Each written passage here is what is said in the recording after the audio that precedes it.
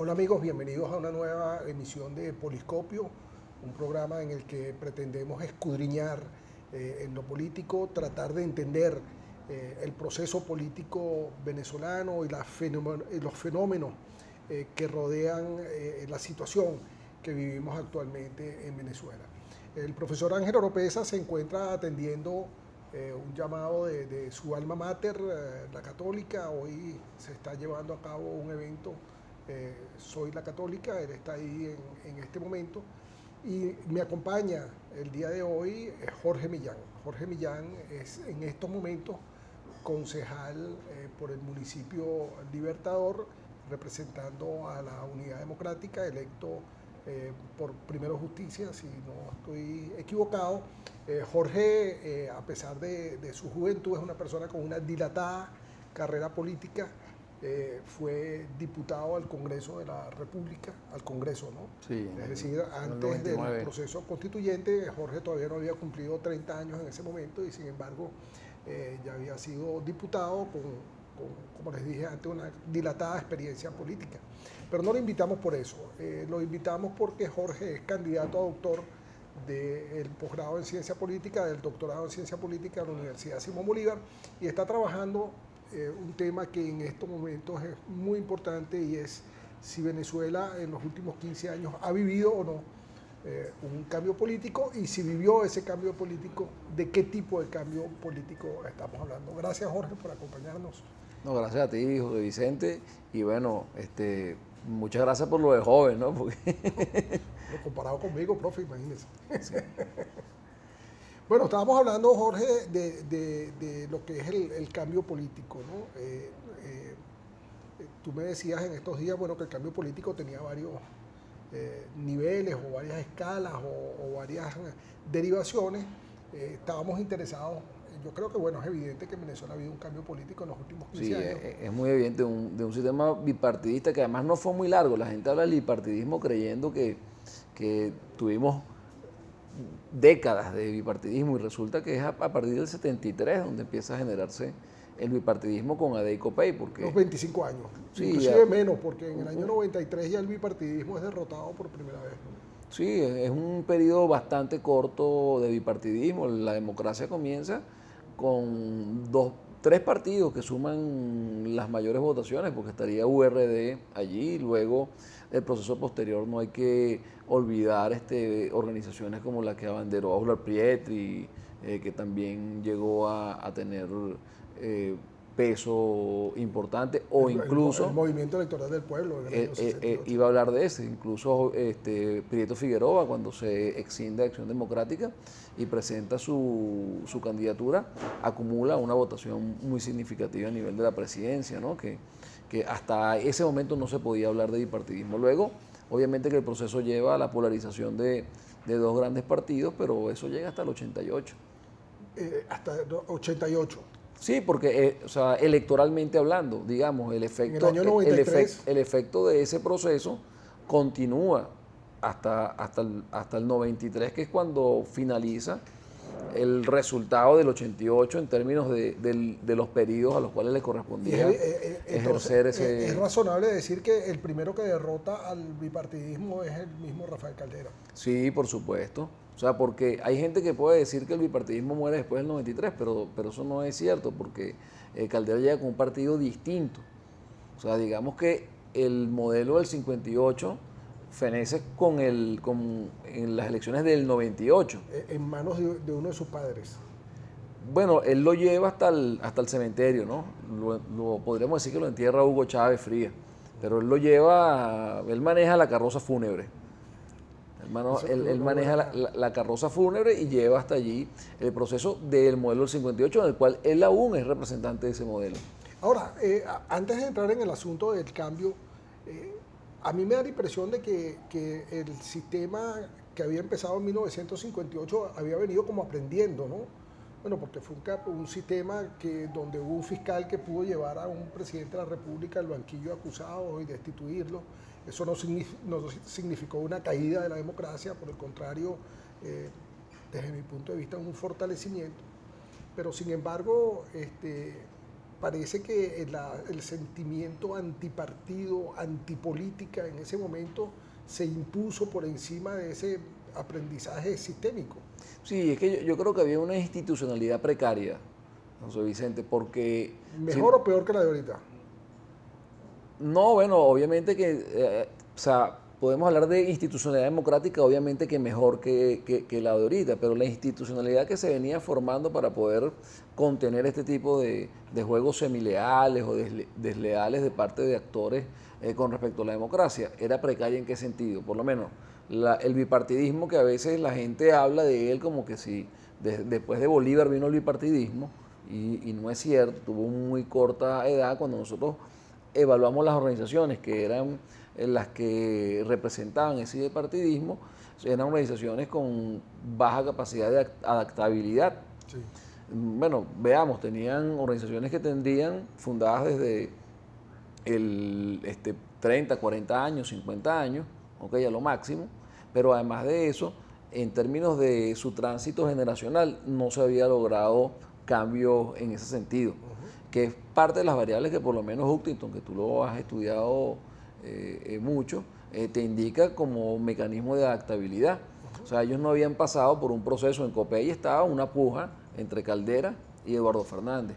En Acción Democrática, en el gobierno de Carlos Andrés Pérez, la mayoría del periodo de lo que él pudo desarrollar como presidente, el presidente de Acción Democrática era Gonzalo Barrios aún, de la generación fundadora de Acción Democrática. Caldera igual, fundador del partido. Ese tránsito de cambios, de adaptarse a la nueva realidad del entorno que presentaba, fue parte del proceso que generó el debilitamiento de los propios partidos y del sistema. Sí, parece que esos 10 años de repetición, y cuando digo 10 años de repetición porque es Carlos Andrés II y Caldera II, como que le cortaron la cabeza a una cantidad de políticos jóvenes, de una formación, de una generación que se venía formando para gobernar y que no se le permitió al final llegar al poder. En el caso de Eduardo Fernández, Osvaldo Álvarez Paz, en el caso de COPEI, Claudio Fermín, Luis Emilio Rondón, Héctor Alonso López. Bueno, había una generación que venía surgiendo con una visión moderna del Estado y eso se acabó. Bueno, tal es así que Caldera prefiere liquidar a COPEI que poner de un lado sus aspiraciones. O sea, en términos de esa visión del poder en sí mismo, existía en algunos de esos fundadores que no permitieron que esas organizaciones y en términos de lealtad al sistema, avanzar. A la democracia, ¿Caldera actuó leal o deslealmente? Bueno, eso es una de las discusiones que está en el tapete. Primero explicamos qué es leal y desleal para que la gente... Sí, claro, o sea, cuando nos referimos a esta condición es desde qué punto de vista están jugando a que se mantengan las reglas de juego democráticas y que sobreviva el sistema y se mantenga y perdure. Caldera, en todo caso, yo creo que juega semi-desleal. O sea, no es una deslealtad absoluta, habría que corroborar si participó o no, como algunos han sugerido que estuvo involucrado en alguna de las conspiraciones. Hay algunas personas que dicen que en el periodo posterior al 4 de febrero, no antes, bueno, todo el mundo conspiraba en este país, tal vez es un poco lo que pasó en los tiempos antes del 11 de abril del 2002, que también hay un ambiente conspirativo generalizado donde todo el mundo está buscando cómo buscar una salida a los temores y a la crisis que estaba presentando el país en ese momento, ¿no? No digo que ahorita no lo haya, ahorita hay una gran crisis en el país, pero había como un ambiente de mayor nivel conspirativo. Entonces, Caldera podría configurarse como un actor semi-desleal, pero luego él llega a la presidencia y trata de preservar el sistema. Lo que pasa es que no tenía el impulso vital para poder llevar adelante eso. Más bien, incluso... Fue muy elegante decir que estaba viejito. Sí, bueno, pero no solo lo viejo, sino que era una persona vieja o de una edad bastante avanzada, pero que se trazó como objetivo fue entregar la presidencia a otro presidente electo. Nosotros podemos observar que ahí no se propician los cambios, siendo Caldera uno de los principales promotores del cambio de la Constitución, Sí. estando en un ambiente donde se venía planteando la Asamblea Nacional Constituyente desde el 92 Que hubiese sido propicio para versus él reforma. digerir. No hubo la voluntad política, los actores tradicionales, pero Caldera, que había sido abanderado de eso, principalmente no dan el paso a tomar las medidas. Y llega Chávez. Llega Chávez al poder, obviamente, en un ambiente, por cierto, donde los propios partidos políticos habían ido cavando sus fosas, porque los partidos eran los que mantenían que debía generarse cambio. Ellos decían discursivamente, hay que cambiar, pero actitudinalmente no cambiaban, que es parte de uno de los principales problemas, porque no había una defensa a lo que ellos representaban. Y a los que habían hecho. Por lo menos en términos públicos. Entonces todos inferían, tiene que haber cambio, hay que solo revisar hemerográficamente los momentos donde se plantea la Asamblea Nacional Constituyente y ahí ningún partido negó la necesidad de hacer una Asamblea Nacional Constituyente. Ahí los partidos se planteaban si se hacía de una vez o se incluía en una reforma y luego de la reforma se propiciaba una Asamblea Nacional Constituyente. Nadie llegó a decir, la Constitución del 61 está vigente y debe mantenerse. O sea, no había defensores del modelo del 61. O sea, todos planteaban y compartían la necesidad de un cambio, así sea discursivamente. Por supuesto que Chávez llegó y se aprovechó. Con unas instituciones que las mismas organizaciones que la sostenían habían avanzado en su destrucción, o por lo menos en su debilitamiento, porque no tenían nadie que la soportara, o sea, nadie defendía el modelo que estaba vigente. Todos planteaban unos cambios, independientemente de hacia qué camino llevaran esos cambios. Unos con reformas más liberales, otros el cambio era una regresión a los primeros años de la democracia del 58, otros como Chávez escondían dentro de una filosofía, por cierto, muy marxista, que es parte de las argumentaciones y críticas que da Marx al programa de Gotha en Alemania, que él decía que las sociedades deben darse primero la revolución burguesa, que es la de la liberalización de la política, de la economía en algún grado, y después de esa revolución burguesa, que yendo a sociedades capitalistas avanzadas de esa época, como Francia e Inglaterra, que eran las únicas que él consideraba como avanzadas, viene entonces la revolución socialista. Pero los socialistas deben acompañar esa revolución burguesa, deben esconderse ahí, digamos, de una forma, declararse en oposición, utilizarla para luego... O sea, que Chávez siguió el librito. Siguió el librito. Si nosotros revisamos el librito tanto marxista como leninista, obviamente que es el librito. La parte del librito que no siguió fue el desarrollo capitalista del país para poder llegar al socialismo, ¿no? Bueno, porque ahí viene un tema que es donde viene, él se montó en la ruta leninista, y por eso es que ellos hablan tanto del imperialismo, José Vicente, porque acordémonos que ese manifiesto comunista inicial habla es de los proletarios del mundo, pero luego Lenin le incluye, ¿ok?, y los países oprimidos del mundo. Y para que haya un país oprimido tiene que haber un imperialismo.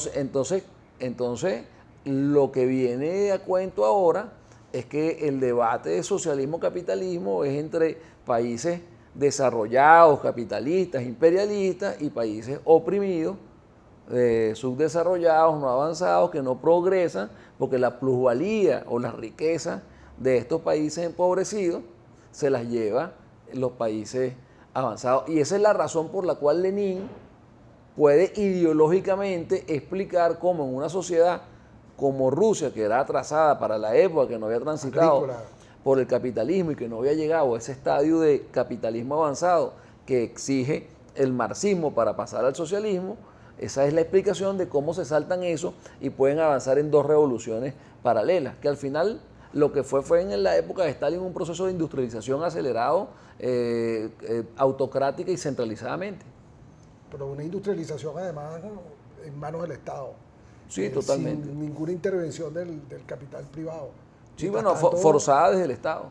claro, pero mientras tanto en Estados Unidos se estaba desarrollando una industrialización privada que terminó arropando totalmente, después inclusive en poderío militar a la industrialización rusa, ¿no? Bueno, era más o menos ficticia esa industrialización porque al final no generó, era a látigo y correazo, pues, ¿no? Mira, Que industrializaron la sociedad. como el tiempo corre aquí a una velocidad espantosa, nos quedan unos 5 minuticos. Llegó Chávez lideró la constituyente, implantó una nueva institucionalidad. Llegamos por ahí al 2007, hay un intento de modificar la constitución. Vamos a arrancar ahí del 2007 hasta la muerte de Chávez. ¿Qué es lo que hay? ¿Qué nos deja Chávez? ¿Hay un cambio revolucionario? ¿Hay más bien una decadencia? ¿Hay una reforma? Bueno, ¿Qué es lo que al final... ese corte que tú haces del 2007 es muy importante porque ahí emerge el PSUV. O sea, ya Chávez se quita, digamos que la careta, los disfraces, él arranca y ya es socialista y ya va por una sociedad socialista. Inicialmente quiso que fuera único, además, el partido. Claro, bueno, porque se quita la careta, va en el marco de lo que es el planteamiento leninista, marxista-leninista. O sea, ya no tiene esos intentos de disfrazarse de demócrata, etcétera, sino que es el socialismo, pues, con las condiciones de democracia o participación que tenga ese modelo económico. Ahora, si nosotros vemos indicadores como los de Freedom House, nosotros vemos los indicadores del Banco Mundial de estabilidad política, de imperio de la ley, obviamente que aquí hay una regresión muy importante. Y si vemos hoy los indicadores económicos, bueno, es mucho peor. Este es un país que tiene índices de inflación que los tiene solo África. O sea, cuando en América Latina la inflación es un problema que está controlado, que no se manifiesta como enfermedad de las economías, en Venezuela es un problema porque además es el impuesto más brutal que se le puede dar a una población vulnerable. Sobre todo en este momento. Bueno, peor en este momento donde hay un control del Estado que ha venido tratando de apoderarse. Ahora, ¿tú crees que el Estado venezolano está institucionalizado? No, yo creo que hoy más que nunca el Estado se ha convertido en un Estado incapaz de llevar adelante sus objetivos como Estado. O sea, la ciudadanía no existe como tal en estos momentos. El tema del control de las armas por parte del Estado, bueno, ya hemos visto eventos como los que ocurrieron en Quinta Crespo, el enfrentamiento de organismos policiales con colectivos que vienen siendo aparatos armados de grupos o sectores del oficialismo. O sea, cuando nosotros vemos la situación que vive Venezuela, nosotros vemos que este es un país que anda en una profunda crisis que se debate entre recomponerse como Estado, como sociedad, o en seguir en un proceso de fragmentación. ¿Regresión o decadencia? Decadencia, obviamente. O sea, yo creo que estamos en un proceso de decadencia. Una decadencia que se manifiesta en lo más concreto para... Bueno, yo creo que es que son tantas cosas. O sea, el tema de la corrupción y la violencia en la sociedad, el tema de la economía, el tema de las probabilidades que esto sea, que el narcotráfico haya permeado los más altos niveles del Estado y de sus instituciones, el tema de la ausencia de equilibrio de poderes y de organismos de justicia que brinden justicia al ciudadano. O sea, por donde nosotros nos metamos, vemos que hay una crisis muy profunda. Eso no lo observa obviamente Nicolás Maduro, porque él puede ir y cenar en Nueva York con $80,000, ni lo observas Agua, las colas que hay, 200 personas para poder atender el cáncer o 5.000 en el JMR de los Ríos, porque pueden ir a atenderse médicamente en aviones de PDVSA a Brasil. Bueno, Jorge, te agradezco mucho que hayas asistido a nuestro programa. Yo creo que ha sido un programa bien nutrido de lo que es el análisis de estos últimos años que nos ha tocado vivir en Venezuela. Será hasta una nueva oportunidad. La semana que viene estará nuevamente con nosotros el profesor Oropesa y seguiremos escudriñando en la política venezolana. Hasta la próxima semana.